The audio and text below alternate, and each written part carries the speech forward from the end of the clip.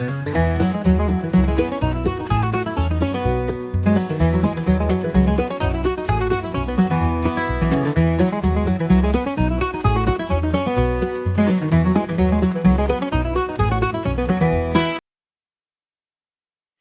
everyone, and welcome back to Rightly Dividing the Word of Truth podcasts. I'm your host, Pastor David Green from upstate New York, and it's a delight to be with you. A few weeks ago, I posted a podcast entitled Part 1, Why God Destroyed the Canaanites, dealing with barbaric human sacrifice, child sacrifice. That was Part 1. Today is Part 2, the second reason God destroyed the Canaanites, all dealing with within the context of their idolatrous worship. Besides human sacrifice, was cultic sexual perversion. Part and parcel of the worship of Baal was going on every high mountaintop, erecting altars and having ritual sex with the devotees, with the priests, all with the hopes of inciting Baal and his consort Anat, or sometimes Asherah, to have sex, and their bodily fluids basically they considered the rain for a good harvest. So today we're going to be talking about that, and may the Lord be with us as we go into this word. Before entering the promised land, God commanded the Israelites to abstain from this kind of activity that was prevalent in Canaanite religious services.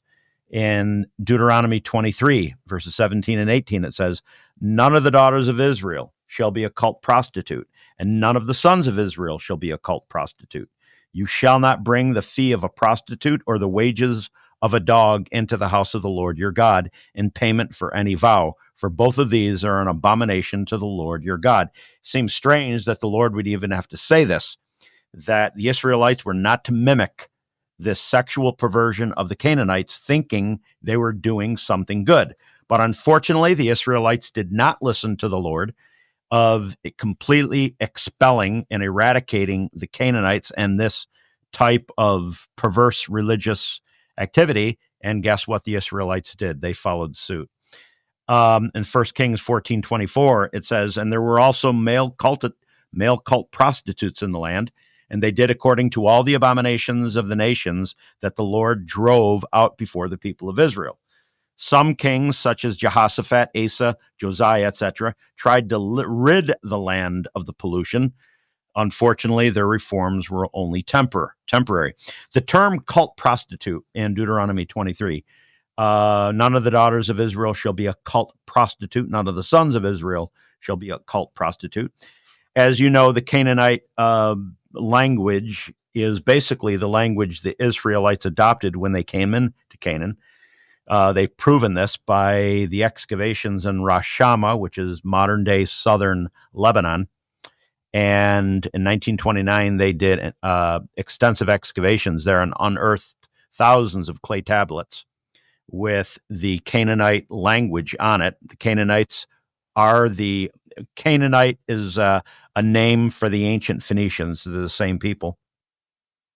And what they realized, their language was nearly identical. So when Israel entered the land, they basically adopted, which is understandable, they adopted the language of the people of that land. It's a northwest Semitic language. The term for holy, the three roots, kadosh, in Hebrew, basically is the same word here in Canaanite religious services.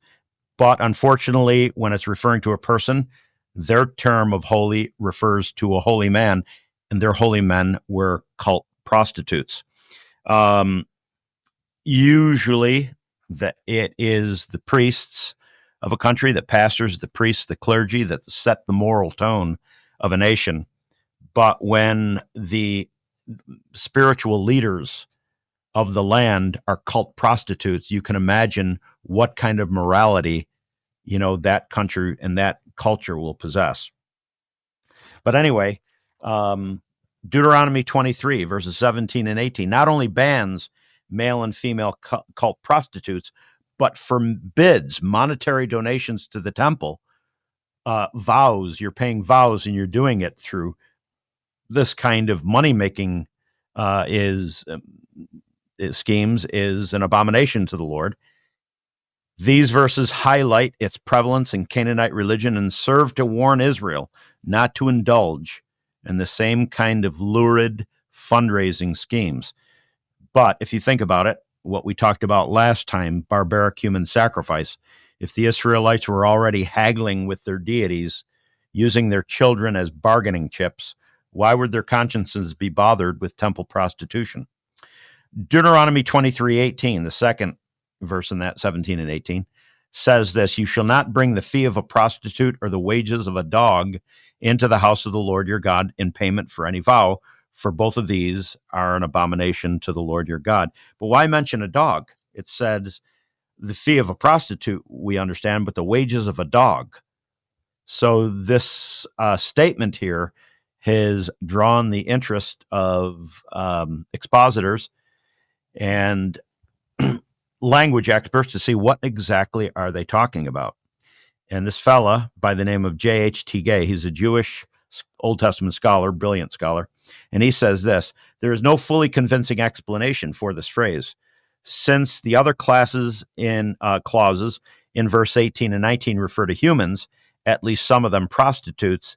It is often assumed that the term dog here, is an epithet of some human professional, perhaps a male prostitute, perhaps a homosexual one who performs in the stance of a dog. You see, the Lord doesn't hold back when he lamblasts Israel for their sin. He's very explicit. King James Bible actually tones down some of the language that the Lord uses to convey his utter disgust with Israelite morality and their spirituality. American scholar E.H. Merrill agrees with this interpretation, saying that male prostitutes are disparagingly here as a dog. You could assume that their clients were mainly women, but unfortunately, with the Canaanite religion and the sex cults, this term dog probably refers to homosexuals whose clients were mainly men. So when the Canaanites went up on under every green tree, every high hill, to perform these sex acts, it was just and encouraged all the worshipers, the devotees, were encouraged to engage in the sexual activity. Imagine how vile, debauched the scene was. Yet this was endemic. This was part and parcel of their worship. There is a foundational premise in the Mesopotamian Canaanite myths. The processes of nature necessary for a successful harvest were determined by the sexual escapades and melodrama between the gods. Earth's fertility, in fact, was the result of sexual intercourse between a male deity and his female consort. In Baal worship, the incestuous union between the storm god Baal-Hadad, the apex of the Canaanite pantheon, and his sister Anat, ensured that the earth would produce grain. Thus, the driving force behind the violence and lust of the ANE, the ancient Near Eastern pantheon, the Canaanite pantheon of gods, was anxiety over a drought. You can't have a drought. If you have a drought, you starve to death. There were no food banks, soup kitchens, Department of Social Services in the ancient world. So if you did not have a good harvest that year, many people starved to death.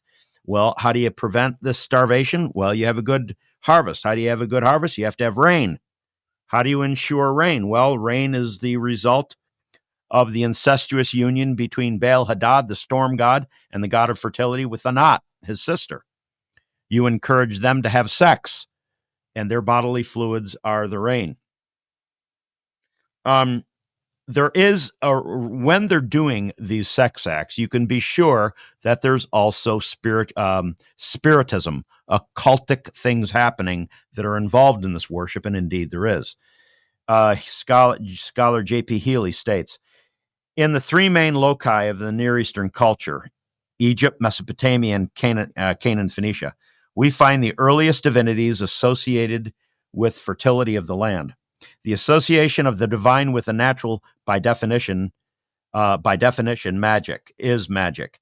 And so the earliest religions and rituals exhibit the qualities of magic with a strong belief in effectiveness of symbols, either acts or words to make things happen.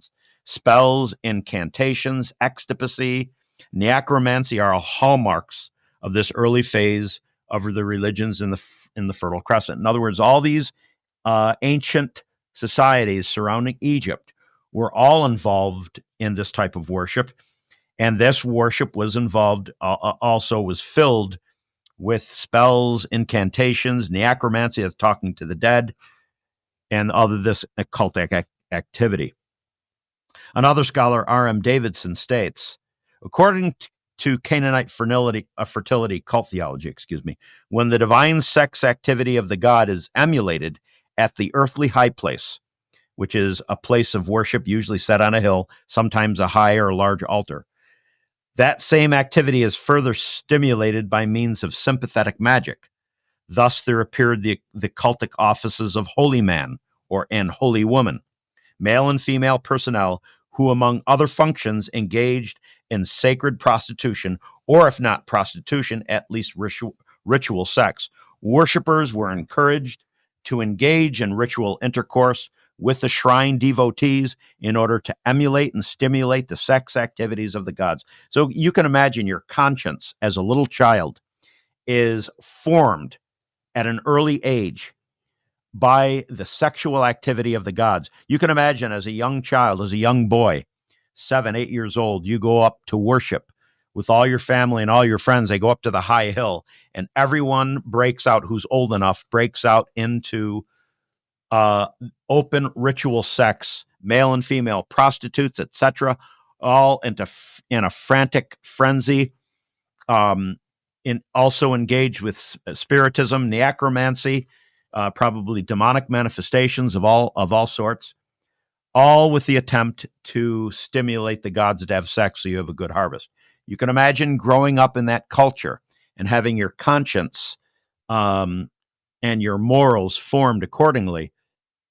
And when a society goes so far, sometimes there's no turning back. The emphasis on sex in the Canaanite myths does, in fact, lend credence that these holy men and holy women were prostitutes, or at least acted as leaders of these sexual encounters. Scholar J.P. Healy says, as a matter of fact, fertility is the main concern of the Ugarit myths. The area Ras Shamra, which is in southern Lebanon, around the ancient Tyre and Sidon, is the area where they unearthed. Ugarit was that nation just north of Israel that was the epicenter of all Canaanite religion and culture. He says, this is evident even to the casual reader. The Ugarit tales of Akkad, Keret, and the Baal cycle all devote significant attention to this aspect of the religion. That is, when they unearthed all these clay tablets and these myths, the tales of Akkad, Keret, and Baal cycle. The Baal cycle is how Baal rose to prominence as chief of the Canaanite pantheon, that these cycles are inundated with this kind of sexual activity. Israeli archaeologist A.F. Rainey agrees. He says, in light of the various biblical passages about the priests of this type, there is no reason to doubt their sexual activities. The apparent abundance of these devotees at Ugarit parallels the situation in Israel at certain periods of its history and does not militate against the view that their main function was a sexual one. In other words, the Canaanite holy people, the people that set the moral and spiritual tone of a nation, were these male and female cult prostitutes, at least leaders of this ritual sex, where they encouraged all devotees to go up and engage in this kind of wild frenzy, kind of like Israel when Moses went up into the mountain for 40 days and 40 nights and didn't come back. The Israelites told Aaron, make us a god that brought us out of Egypt. And he formed a calf, took their gold earrings and formed a calf. Behold your God that brought you out of Egypt. And the children sat down to eat and drink and rose up to play. And when Moses and Joshua came down from the hill, they heard the loud shout, the revelry. Joshua was confused. It must be war, he said. Moses said, it's not war. Moses knew better. He said that the children of Israel have gone astray so quickly. He came down and they were engaged in this type of orgiastic sexuality, always involved with idolatry. So the Lord warned the Israelites that if you don't go in and annihilate this disgusting, vile form of worship, you will mimic their practices, and you'll be doing the same thing. And I will be ridding the land of you, just like I rid the land of the Canaanites. So, in fact, what makes things worse for the human being is that we tend to be very superstitious people. And we involve in all our religious and beliefs a superstition, and that lens, that makes it easy for the devil to capitalize on that naivety, that superstitious anxiety, to get involved in also in occultic activity. And that's the third reason why the Lord told the Israelites to wipe out the Canaanites. The first was barbaric human sacrifice. The second was their emphasis in the religion, oftentimes on this sexual activity, this vile orgiastic sexuality. And the third reason is absolute unabated spiritism and occultism within their worship itself. So that's next time, and hopefully we'll be getting to that real soon. God bless. I hope you've enjoyed this recording.